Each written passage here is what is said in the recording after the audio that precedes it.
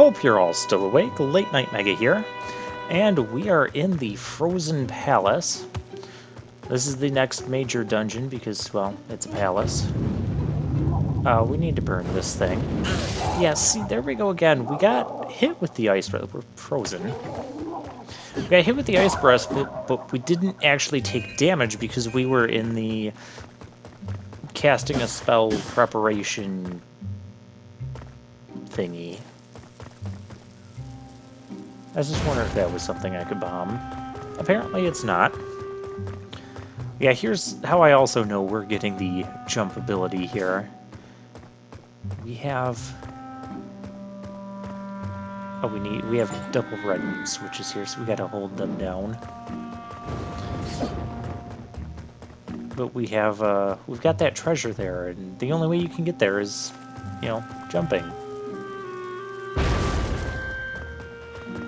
Yeah, I needed to blow that up because I wasn't going to be able to do anything. I'm not going to take the big barrels. No, we're not going to do things the conventional way. Yeah, there would have been no way to push those boxes away from the wall. So that's why you just blow them up. That's why when you're doing block puzzles, you really have to be mindful of the fact that you can only push from behind the block. So if you get a block up against a wall, there's no way you can get it away from that wall unless you have a space where you can get the block away from the wall by pushing up or down. And if it's just a solid flat wall that extends all the way for as long as you can walk, you can't get behind the block ever again. So that is something you have to be careful with when you're dealing with block puzzles. I just wanted to throw a lantern at that guy and see if that would have worked. So I can save my mana on this fire spell. But then again, like I said, this dungeon is being generous with us for mana. I don't even know what I'm doing with this lantern. That is a lot of keys that is being required.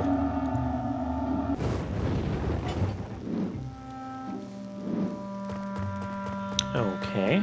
Did something happen over here? Because it looked like there was a puff of smoke. Maybe not. I don't know.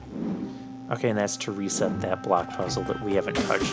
Now, here's where block puzzles in this game get a little bit weird for me. Like, why can't I push those blocks forward? When we get to, there is absolutely no reason why I shouldn't be able to push those blocks forward. Why can't I push that block forward any further? It makes no sense. There is nothing over there impeding my way. I didn't necessarily mean to hit that switch there, but it happened. I really just don't understand it. That one tombstone did tell us to carry the light through. So I'm guessing this torch needs to be carried through. Can the torch itself melt the ice? No, it cannot. Is there even a reason for doing this?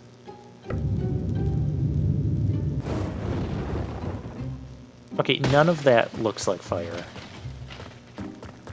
You don't even see a flame melting the ice. That's what I find really weird about this whole thing. This whole fire spell. Like, you'll see the flame appear in a torch when we use it on a torch, like the one over there. I see the treasure, and I want the treasure. But I'm also being very mindful not to fall off. I'm not sure if this is an area where we can fall off or not. Okay, I'll give you post-commentary spoilers. It is an area we can fall off. So strategy for this, just take it slow and easy. When you get to a place where you have a wall that you can hug onto, it's a lot easier to just go full-on sprint. Because you can just sprint slightly angled into the wall, and you're not going to worry about falling off. Now, I'm just being kind kind of reckless here because we got the treasure. I don't care if I fall off, but we didn't fall off. You could have. But yeah, that looked kind of impressive. But at this point I was like, okay, well, did I just do it correctly? Was I just being a good player? Or can you just not fall off of the ledge entirely? Because the way this room is designed, it totally looks like you should be able to. But again, that's not something I'm going to just willy-nilly test out when I'm trying to get treasures.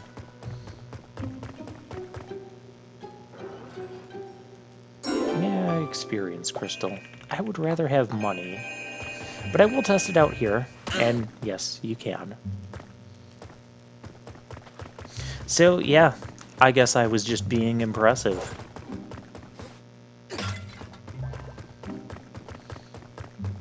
There's more mana. Okay.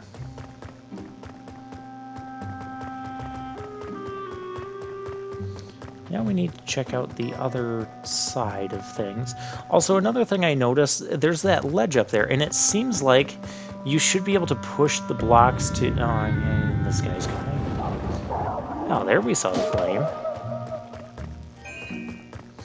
It seems like you should be able to push the blocks in a way that you can climb up those stairs there, drop down onto the blocks, and then walk around it and walk over to that ledge. We're going to examine and try that out a little bit more later.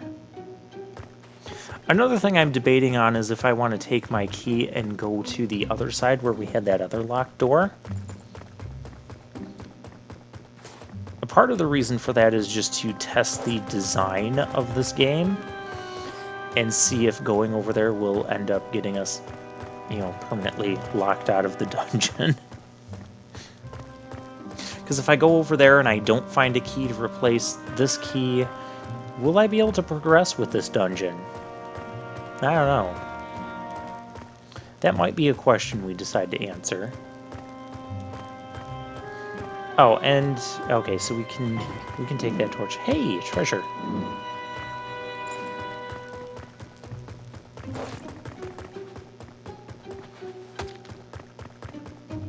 Is this gonna be another key? Okay, it's another key. So they do expect us. Part of me was also like, they don't really expect us to collect enough keys to cross that whole bridge of locks, do they? And yes, they actually do. Now, this part is actually really weird. I am causing a glitch. It's not apparent right now, but it will be soon. The glitch is, I should not be able to walk right now. We're not really walking on top of the water, but we're walking in the water. We're walking in water that is way over our head. We just lost our torch. I was trying to get it up on that ledge because I thought that's what I was supposed to do, and now I'm like, oh, I'm swimming. Yeah, this water is over our head, but we were walking the entire time. Leave it to me to find stuff like this.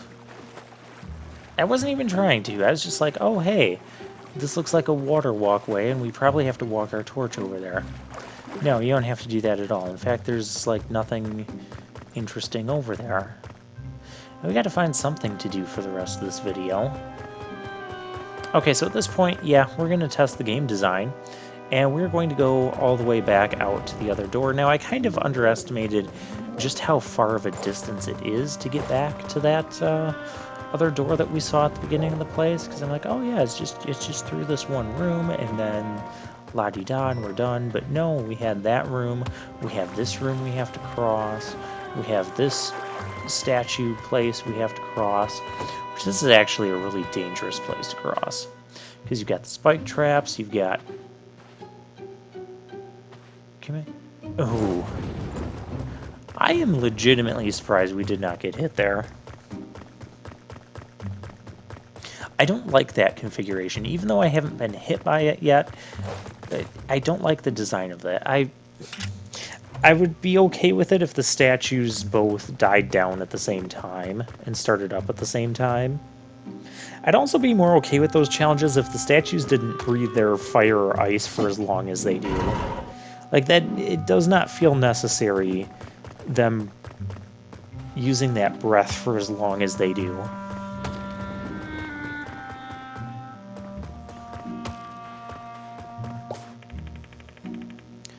Okay, stand in the spot of the freezing, the coldest spot of the freezing breath. Okay, so that's going to be... Okay, so we got to get up there. And we'll lower that. Now that's actually a time switch. I realized that after I pressed it, and I'm like, we're not going to get there on our first try. But that is okay. Yeah, that does a lot of damage. And then you have to, since it's ice, you have to shake your, just keep moving the joystick around till you break free.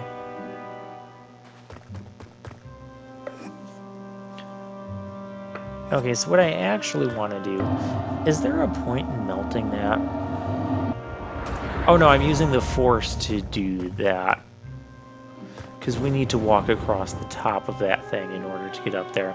You didn't have to do it quite that, it's not that tricky of a puzzle to pull off. But you didn't have to do it quite like that.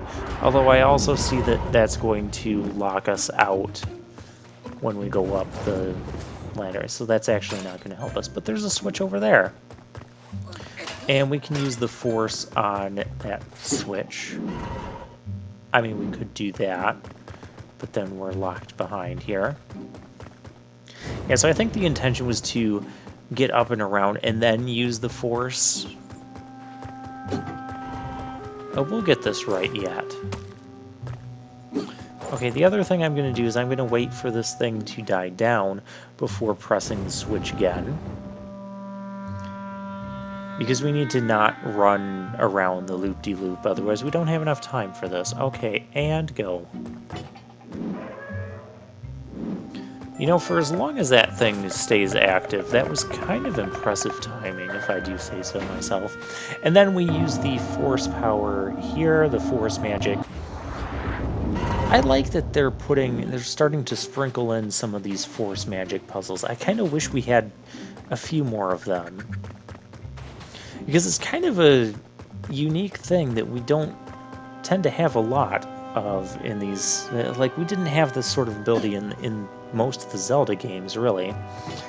And so that's an interesting way. You have to go like, wait a minute, how can I press that switch? Or how can I solve this puzzle? And you're like, oh yeah, I can press switches from a distance with the force power.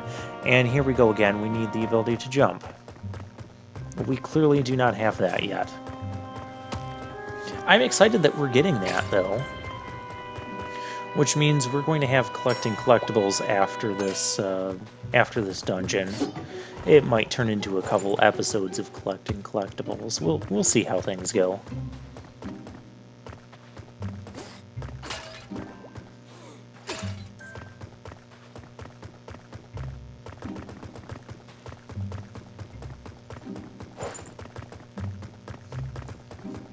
Alright, and okay, yeah, we can't do anything in that room yet because we don't have the ability to jump. Although they told us that one tombstone told us that we will get the ability to... Hey, you're here.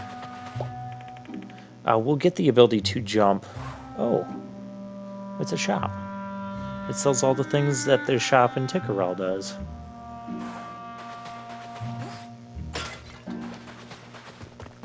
Okay, well, we don't need that. And there's bloodstone up here.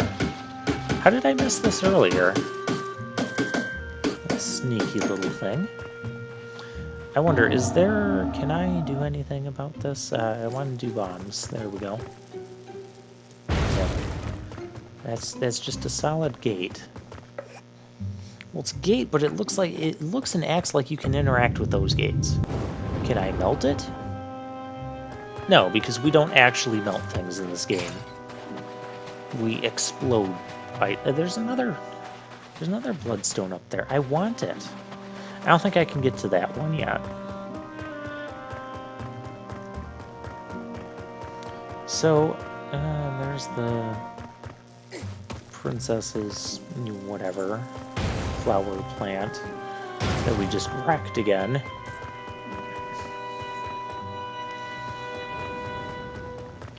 That coin also noticeably floated in the air for a moment because it was on that, I should say it originated from that upper level. And then it's like it took a few seconds for the game to realize, oh, hey, This coin is floating in midair and should probably be falling. It's like a Looney Tunes thing when they run off a cliff, and as long as they don't realize it, they don't fall down. So they can like run 20 feet horizontally off of a cliff. And then when they realize that they're not standing on anything, that's when they fall down. I wonder if that's how the physics in this game work, as far as objects are concerned.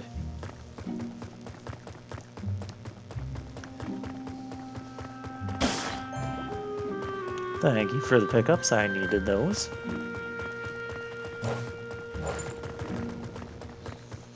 Okay, so now we gotta figure out what we're doing, or what we're supposed to be doing over here. You're gonna be a problem, aren't you? That's okay, we can take care of you if you want to be a problem.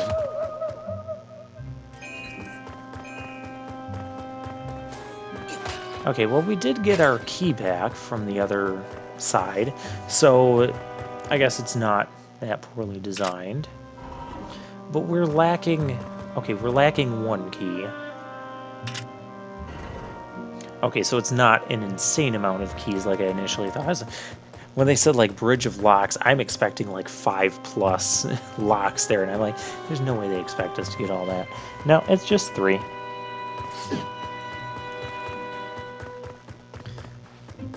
Okay, but there wasn't anything in the water over there. There's nothing we found that way.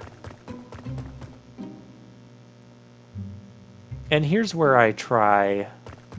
Is this where I try that?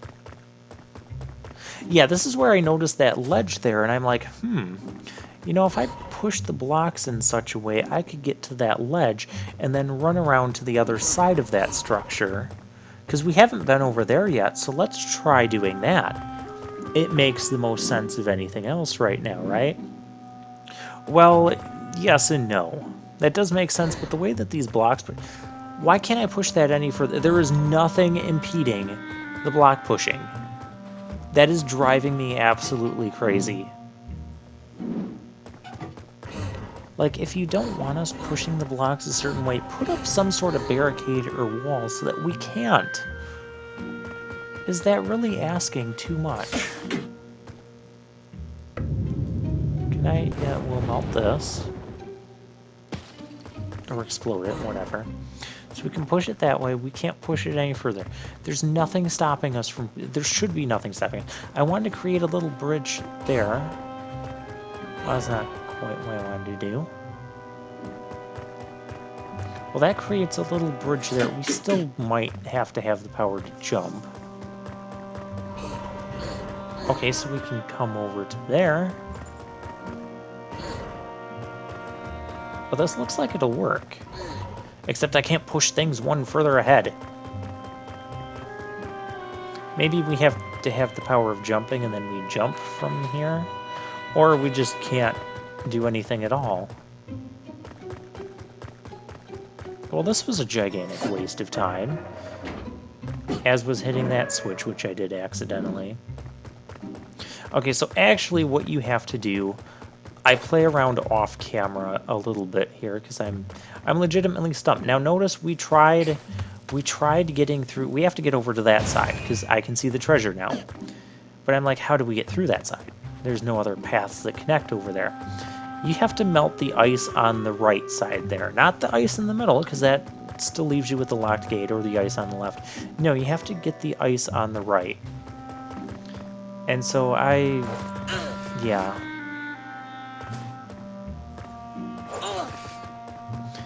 The invincibility frames last quite a while, but anyways, so I will meet you next time when I've figured that out.